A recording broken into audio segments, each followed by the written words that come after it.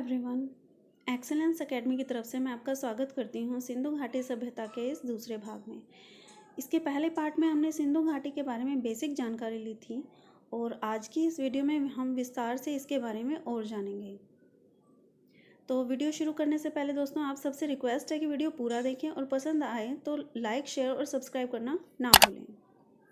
तो शुरू करते हैं।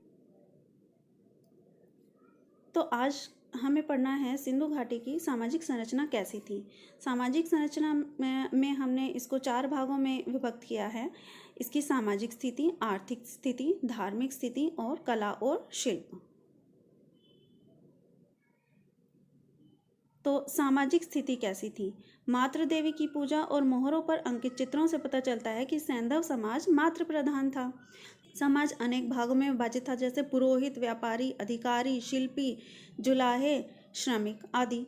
लेकिन योद्धा वर्ग के अस्तित्व का साक्ष्य नहीं मिलता। ठीक है, तो जैसे अब लोग अलग अलग तरीके का व्यापार करते हैं, उसी तरीके से सिंधु सभ्यता में भी था। पूजा करने वाले जो थे वो पुरोहित थे, व्यापार करने वाले व्यक्ति भी थे वहाँ पे, और जो मैनेजमेंट के लिए हैं वो अलग से अधिकारी थे। शिल्पी जो थे वो शिल्प का काम करते थे, जुलाहे, श्रमिक आदि। तो जिस तरीके से अब समाज अलग अलग वर्गों में विभाजित है, उसी तरीके से सिंधु सभ्यता में भी समाज अलग अलग वर्गों में विभाजित था। वहाँ के निवासी शाकाहारी और मांसाहारी दोनों थे। लोग भोजन के रूप में गेहूं, जौ, खजूर एवं भेड़, सुअर, मछली का मांस खाते थे। यानी कि शाकाहार भी करते थे लोग और मांसाहार भी करते थे। तो ऐसा कैसे हमें पता चलता है कि जो भी खुदाई हुई है उसमें जो जो वस्तुएं पाई गई हैं और जिस तरीके के साक्ष्य हमें वहाँ से मिले हैं, तो इससे हमें पता चलता है कि उस समय के लोग शाकाहारी और मांसाहारी दोनों थे। सूती और ऊनी दोनों प्रकार की वस्तुओं का प्रचलन था। पुरुष वर्ग दाढ़ी और मूछों का शौकीन था। काजल, लिपस्टिक, दर्पण आदि से इनकी सौंदर्य प्रियता के बारे में पता चलता है। आभूषणों में गले का हार, छल्ले, चूड़ियां, कर्णफूल आदि ऐसे आभूषण पाए गए हैं। 3 प्रकार के शवाधान के प्रमाण मिले हैं। शवाधान यानी कि व्यक्ति की मृत्यु के पश्चात उसको दफना दिया जाता था। आंशिक शवाधान यानी व्यक्ति की मृत्यु होने के बाद उसको पशु पक्षियों के लिए छोड़ दिया जाता था और उसके जो अवशेष होते थे उनको दफना दिया जाता था। और दाह संस्कार में व्यक्ति की मृत्यु के बाद उसको जला दिया जाता था। कालीबंगा और हड़प्पा से इसके साक्ष्य मिले हैं। रोपड़ से एक मालिक के साथ उसके कुत्ते की अस्थियां भी पाई गई। अब पढ़ेंगे इसकी आर्थिक स्थिति के बारे में। तो आर्थिक स्थिति में सबसे पहले की कृषि। तो कृषि में क्या क्या ये लोग उगाना पसंद करते थे? गेहूं, जौ, राई, मटर, तिल, सरसों, चावल, कपास, बाजरा आदि अनाज पैदा करते थे। और लोथल में धान और बाजरे की खेती के अवशेष मिले हैं। यानी कि वहाँ से ऐसी धान और बाजरे के कुछ ऐसे अवशेष पाए गए हैं जिससे हमें पता चलता है कि यहाँ पर धान और बाजरे की खेती भी होती थी। कोई फाल या फावड़ा नहीं मिला। कालीबंगा से जुते हुए खेत और बनावली से मिट्टी के हल जैसा खिलौना मिला है। तो कोई फावड़ा या फाल का कोई हमें इस तरीके का साक्ष्य नहीं मिला है। तो ऐसा अनुमान लगाया जाता है कि सिंधु सभ्यता के लोग लकड़ी के हल का उपयोग खेती के लिए करते थे। लोग तरबूज, खरबूजा, नारियल, अनार, नींबू, केला जैसे फलों से परिचित थे। लोथल से आटा पीसने वाली चक्की के 2 पार्ट मिले हैं। जल संग्रह के लिए बांधों के निर्माण का साक्ष्य धोलावीरा से प्राप्त हुआ है। सबसे पहले कपास पैदा करने का श्रेय सिंधु सभ्यता के लोगों को दिया जाता है। तो ये मोस्ट इम्पॉर्टेंट है पॉइंट कि सबसे पहले कपास पैदा करने का श्रेय सिंधु सभ्यता के लोगों को दिया जाता है। तो ये जो सारे अब हमें अनुमान लगाया है कि ये कृषि में क्या क्या उगाते थे, तो इन सब के कुछ ना कुछ अवशेष पाए गए हैं जिससे हमें ये पता चलता है कि उस समय के लोग ये चीज़ें उगाना पसंद करते थे और इन सब के बारे में जानते थे और इनका उपयोग करना भी जानते थे। आगे देखते हैं पशुपालन के बारे में। तो पशुओं के बारे में गाय, भैंस, बकरी, भेड़, सुअर आदि पशु पाले जाते थे। यह लोग कुत्ता, बिल्ली, हाथी, गैंडा से भी परिचित थे। घोड़े के अस्तित्व का संकेत मोहनजोदड़ो, लोथल, राणा गुंडई और सुरकोतरा से मिला है। ठीक है, तो ये भी मोस्ट इम्पोर्टेंट है। जब एग्जाम में क्वेश्चन आता है कि घोड़े के अस्तित्व का संकेत कहाँ से प्राप्त होता है, मोहनजोदड़ो, लोथल, राणा गुंडई और सुरकोतरा से हमें पता चलता है कि घोड़ा भी उस समय अस्तित्व में था। तो यानी कि उस समय हमें सिंधु घाटी सभ्यता से में उसके अवशेष पाए गए हैं। कुबड़ वाला सांड इनका सबसे प्रिय पशु था। अब कैसे पता चलेगा कि कुबड़ वाला सांड उनका सबसे प्रिय पशु था? क्योंकि जो मोहरें वहाँ से पाई गई हैं उन मोहरों में कुबड़ वाले सांड के चित्र अंकित थे। ठीक है, तो इसी से हमें पता चलता है कि ये इनका सबसे प्रिय पशु रहा होगा। इसके अलावा पशु पक्षियों जैसे बंदर, खरगोश, हिरण, मुर्गा, मोर, तोता, उल्लू के अवशेष खिलौनों और मूर्तियों के रूप में मिले हैं। तो ये सब चीज़ें भी वहाँ से पाई गई हैं। तो पशुपालन भी सिंधु सभ्यता में काफ़ी विकसित था। ठीक है, आगे है व्यापार और वाणिज्य कैसा था? तो व्यापार और वाणिज्य भी अच्छी उन्नत अवस्था में था।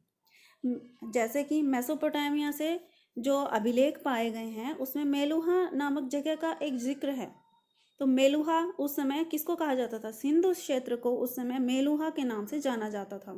अगर बिजनेस होगा तो तभी तो करेंसी का एक्सचेंज होगा, बिना बिजनेस के करेंसी एक्सचेंज कैसे होगा? तो वही कहा गया है कि मेसोपोटामिया की एक बड़ी बेलनाकार मोहर मोहनजोदड़ो से और एक छोटी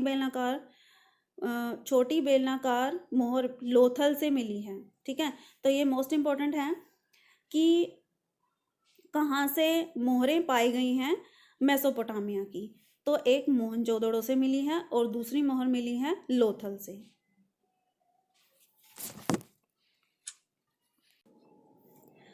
आगे है इसकी धार्मिक स्थिति। तो धार्मिक स्थिति कैसी थी, कैसे लोग पूजा पाठ कैसे करते थे?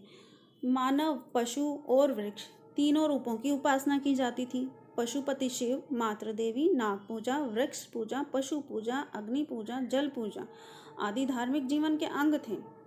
जैसा कि अभी आज के समय अभी भी है, जैसे कि हम सूर्य देव की पूजा करते हैं और सुबह उठते हैं तो तुलसी की पूजा करते हैं।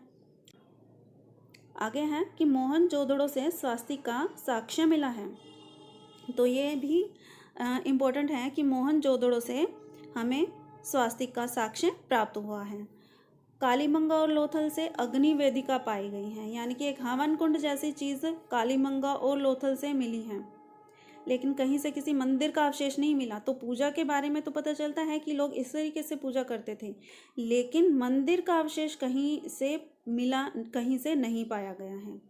ठीक है, लोगों में कुबड़ वाला सांड लोगों के लिए विशेष पूजनीय था। तो कुबड़ वाले सांड की लोग पूजा करते थे क्योंकि इसके बहुत सारे साक्ष्य से पाए गए हैं, जिससे हमें पता चलता है कि ये कुबड़ वाला सांड या पशु भी था और उनके लिए विशेष रूप से पूजनीय भी था।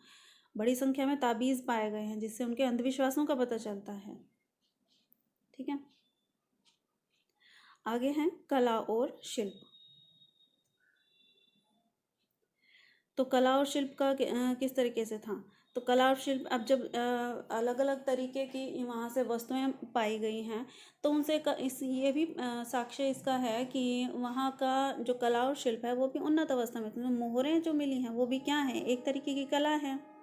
ठीक है, अब जैसे हमने पिछले वीडियो में देखा था कि किसी दाढ़ी वाले किसी पुरोहित या साधु की मूर्ति मिली है, वो भी क्या है? वो भी कला है। ठीक है, तो वहाँ पे इस बात से पता चलता है कि ये जो भी चीज़ें पाई गई हैं ये इस बात का साक्ष्य है कि कला और शिल्प सिंधु घाटी सभ्यता में काफ़ी उन्नत अवस्था में था। तो क्या क्या मिला है? जैसे कि कांसे की वस्तुएं, मिट्टी की मूर्तियाँ, मन के मोहर, मोहनजोदड़ो से नर्तकी की कांस्य मूर्ति। तो ये एक काफ़ी इम्पोर्टेंट है कि ये जो मोहनजोदड़ो से नर्तकी की कांस्य की मूर्ति पाई गई है। दाढ़ी वाले किसी पुरोहित या साधु की मूर्ति भी महत्वपूर्ण है। ये पिछले वीडियो में मैंने दिखाया था कि दाढ़ी वाले पुरोहित की मूर्ति जो मोहनजोदड़ो से पाई गई है। ठीक है, चांदी का उपयोग भारत में सबसे पहले सिंधु सभ्यता से मिला है। ठीक है, तो भारत में सबसे पुराना साक्ष्य चांदी के उपयोग का मिला है सिंधु सभ्यता से। और कपास का कपास का भी सबसे पुराना साक्ष्य कहाँ से मिला है? सिंधु सभ्यता से। बर्तनों पर विभिन्न रंगों की चित्रकारी पशुओं और मनुष्यों की आकृतियाँ दिखाई देती हैं। तो चित्रकारी भी जो बर्तन हैं उन पे अलग अलग तरीके की, ज़्यादातर लाल रंग से उसमें लाल रंग के बर्तनों पे चित्रकारी की गई है। ठीक है। पकी हुई मिट्टी की मूर्तियाँ भी मिली हैं। मानव मूर्तियाँ, अब ये भी ध्यान रखना है कि किस तरीके की मूर्तियाँ मिली हैं। मानव मूर्तियाँ ठोस हैं लेकिन पशुओं की खोखली हैं। ठीक है। जो भी मानव की जो भी मूर्तियाँ पाई गई हैं वहाँ से, वो अंदर से ठोस हैं। ठीक है। लेकिन पशुओं की खोखली हैं, पशुओं की खोखली मूर्तियाँ पाई गई हैं, वो ठोस नहीं हैं। लिपि भावचित्रात्मक है। यह दाएं से बाएं और फिर बाएं से दाएं की ओर लिखी जाती हैं। इसे बोस्ट्रोफेडन कहा जाता है। ठीक है। तो दाएं से बाएं और फिर बाएं से दाएं। ठीक है। तो इस तरीके की लिपि वहां से पाई गई है।